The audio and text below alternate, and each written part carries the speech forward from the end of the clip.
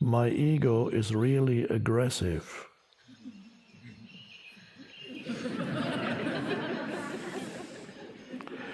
It comes up without me knowing. Only after the ego is gone do I find out. How can I manage my ego sooner?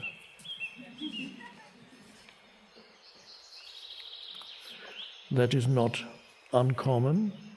There's probably more than you, the questioner, who has that, who experiences that.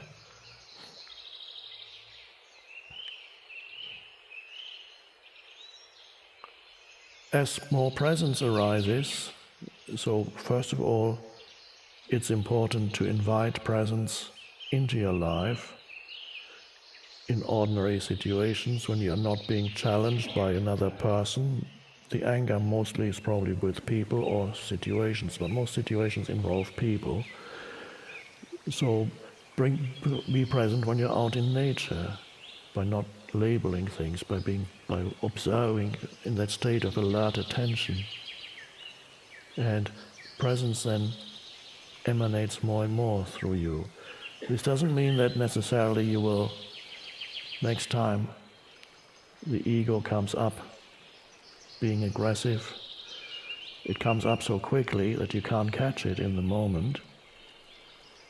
But as the presence in you grows, manifests more strongly,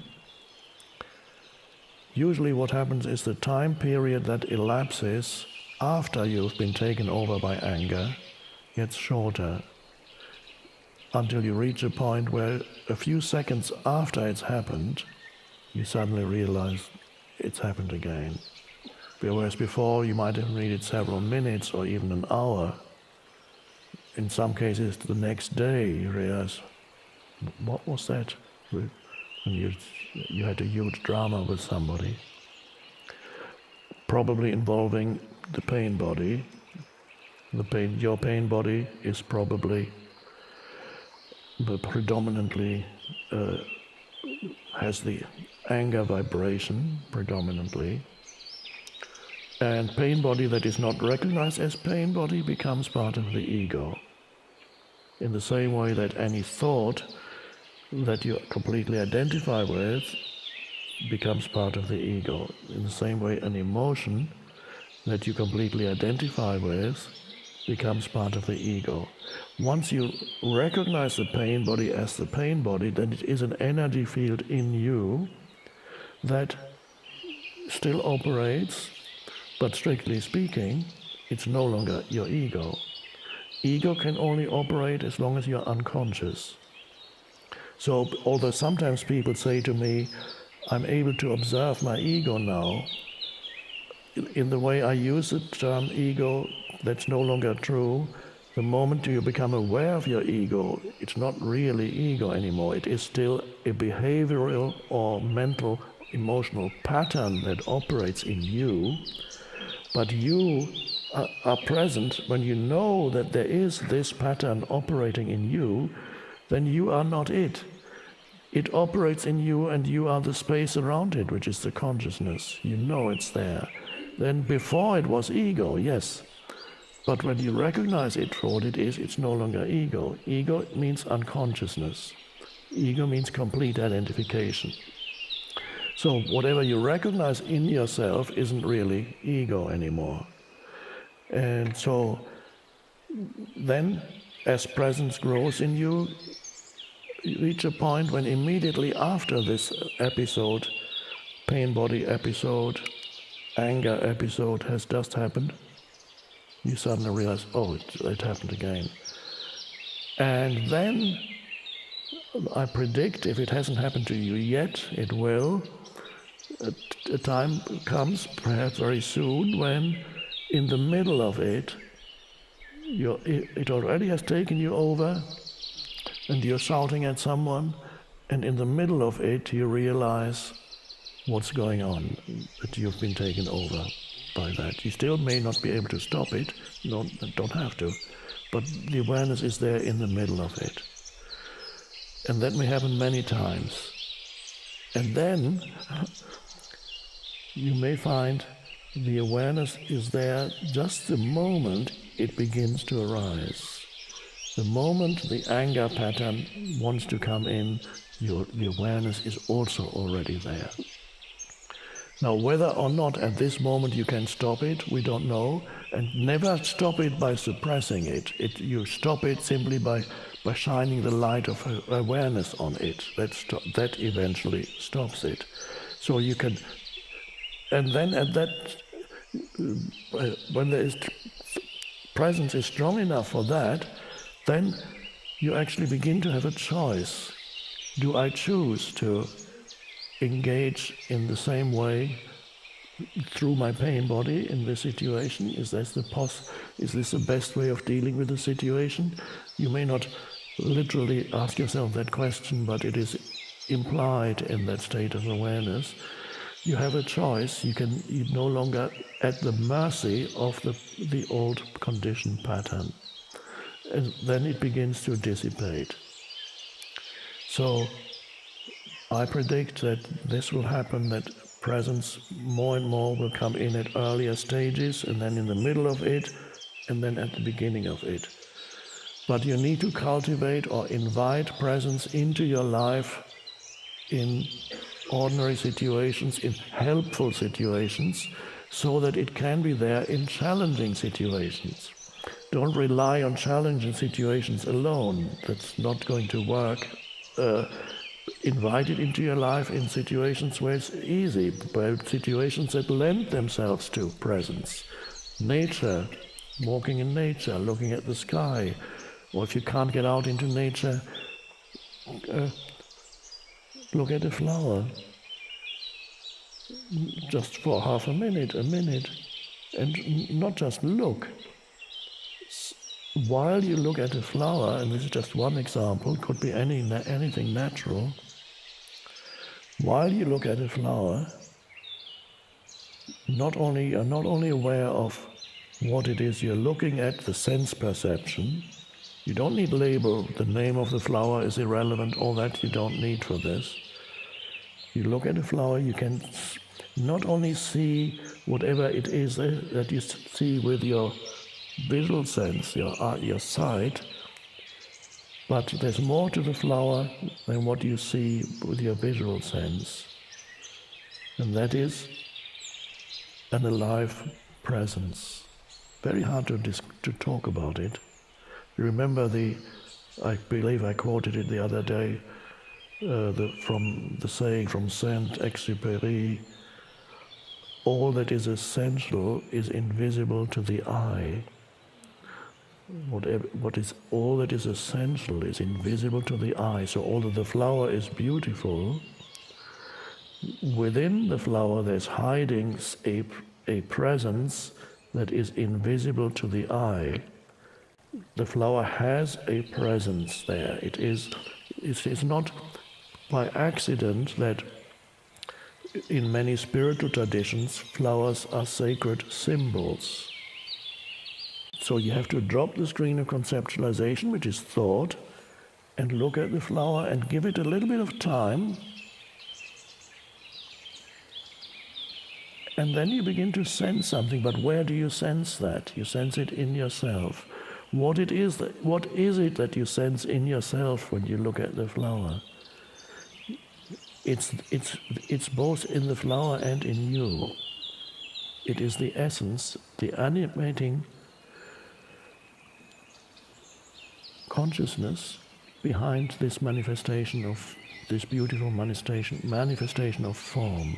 There is, beyond the form, there is, we could call it the animating spirit. And that is the same animating spirit which is consciousness that is in you. When you have access to it in yourself, you can sense it there. But giving complete attention, for example, to a flower, can be very helpful in deepening the access you have to it in yourself. So the flower can teach you stillness, because the flower is very still, and teach you other things, because stillness is only one particular signpost that we use to speak of it. So you sense the essence of the flower, which is sacred, and you can sense the essence of yourself, which is sacred, and you can somehow sense that the essence of the flower and the essence of yourself are one and the same. And that is the recognition of oneness, which is all the ancient mystics and so on have spoken about this. And that is just, you love it. Basically that means that is what love is. You recognize yourself in the other. It doesn't have to be another human being. Or it's beautiful when you recognize yourself in another human being. But you also recognize yourself in nature.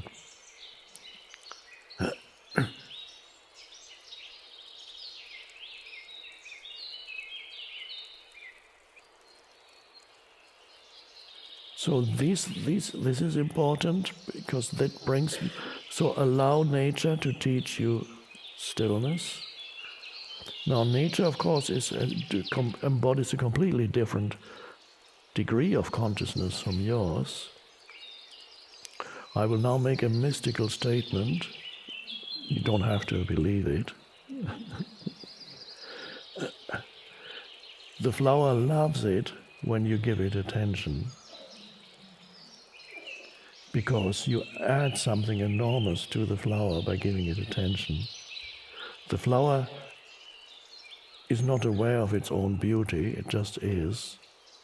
And when you unite your consciousness with the flower, through you, because there's ultimately, you're not, the separateness that we see in the physical is not really there. Through you, the flower gets a glimpse of self-recognition. The flower recognizes itself.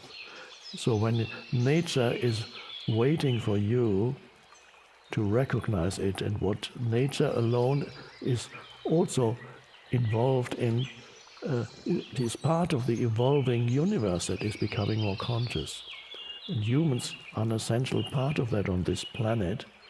So when a human becomes conscious of nature, nature through the human becomes conscious of itself, and it's an amazing process. Whether or not this is true, you have to kind of find out for yourself by being more attentive in nature and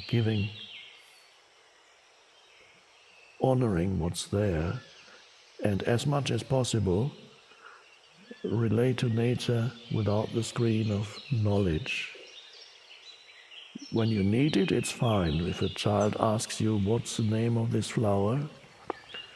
You tell the child what the name is, but hopefully you don't say, this is a rose. Hopefully you say to the child, it's called a rose. There's a very big difference between saying, this is a rose, because that would be saying to the child that this concept is what it is, that the sound rose is that. No, it's only a name. The name of it is rose.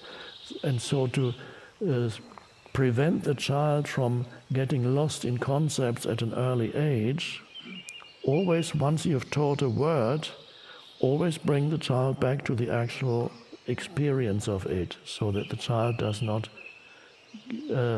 come to the misperception that the name of the flower is the flower. There's a depth to the flower that gets totally covered up when you mistake the name for the flower. So that's why when you truly want to see it, you have to remove the mental label, and you can only do that by being present. The alertness rises, and then you communicate, you relate to the flower without the screen of concepts.